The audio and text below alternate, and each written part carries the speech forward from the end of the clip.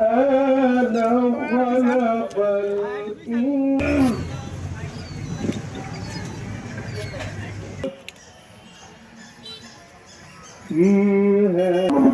মূল্যবোধের বাংলাদেশ প্রতিষ্ঠা করতে যাচ্ছি আমরা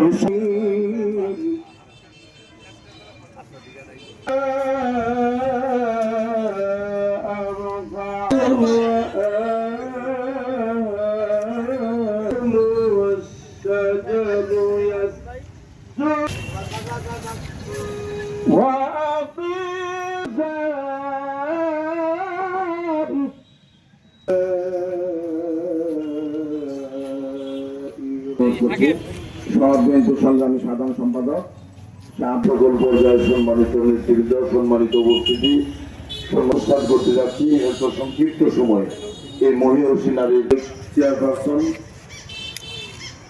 গণপ্রজাতন্ত্রী মহিলাকে সংক্ষিপ্তভাবে যে কথাটি বলতে চাই, বিএনপির সাবেক চেয়ারপারসন প্রত্যাশা ব্যক্ত করে আজকে জেলা বিএনপির আয়োজনে যারা শরীক হয়েছে আজকের জেলা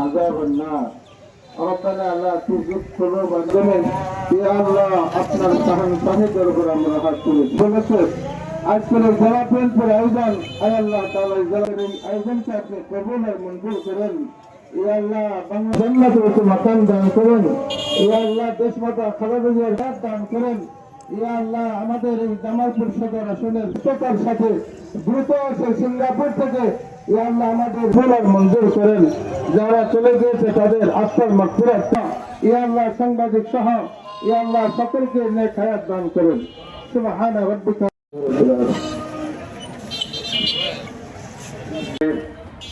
বর্তমানে তারেক রহমানের নেতৃত্বে বাংলাদেশ সরকার পরিচালিত হচ্ছে।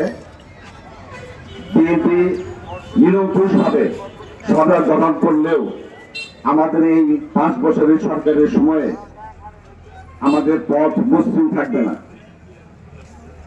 আমাদের প্রতিপক্ষ যোদ্ধা আওয়ামী লীগ আমাদের শত্রু, আমাদের সহযোদ্ধা এনসিপি জামাতে ইসলামী সহ যারা আমাদের সহযোদ্ধা ছিলেন তারাও আমাদের শত্রুতে পরিণত হয়েছে। অতএব ঘরে বাহিরে আমাদের শত্রু। আমাদের অত্যন্ত ধৈর্যের সাথে বিচক্ষণতার সাথে আমাদের এই 5 বছর পরিচালনা করতে হবে। আপনারা লক্ষ্য করেছেন যে আমরা 17 বছর দীর্ঘ 17 বছর লক্ষ লক্ষ মানুষ নির্যাতিত হওয়ার পরেও বেগম খালেদা জিয়া মৃত্যুর আগে বলে গিয়েছিলেন বিএনপি হিংসা রাজনীতি করে না। প্রত্যেকটা নেতাকর্মীকে নির্দেশনা দিয়েছিলেন যে কোনো অবস্থাতে যেন আমরা হিংসার পথ বেছে না নিই। তারই উত্তরসূরি জনাব তারেক রহমান এখন প্রধানমন্ত্রী ক্ষমতা সম্বন্ধে সারা বাংলাদেশের মানুষের অবগত আছেন। প্রধানমন্ত্রী তারেক রহমান যদি ইচ্ছা করেন ঘর থেকে আওয়ামী লীগকে বের করে এনে শাস্তি দিতে পারেন, কিন্তু জনাব তারেক রহমান বলেছেন যে তাদের প্রতিশোধ নিয়ে আমার কোনো লাভ হবে না। অতএব তারেক রহমান তাদেরকে ক্ষমা করে দিয়েছেন। কিন্তু আমরা লক্ষ্য করছি ভারতের মাটিতে অবস্থান করে সেই ফ্যাসিস্ট মাফিয়া শেখ হাসিনা প্রত্যেক দিন নেতাকর্মীদের সাথে ভার্চুয়াল মিটিং করে উস্কানিমূলক বক্তব্য দিচ্ছে। শেখ হাসিনার প্রেতাত্মারা বিশেষ করে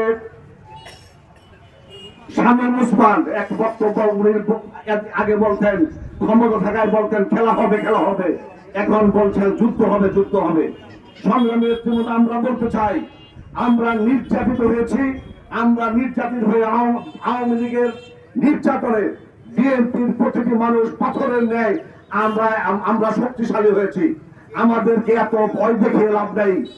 আমরা ঘোষণা করতে চাই জামালপুরে যারা ঘাটপে মেরে আওয়ামী লীগের প্রেতাত্মারা বসে আছেন তাদের উদ্দেশ্যে বলতে চাই এই বিএনপির এই সময়ে আপনাদের আমরা কোনো মামলা দেই নেই, আমরা কোনো ক্ষতি করি নাই।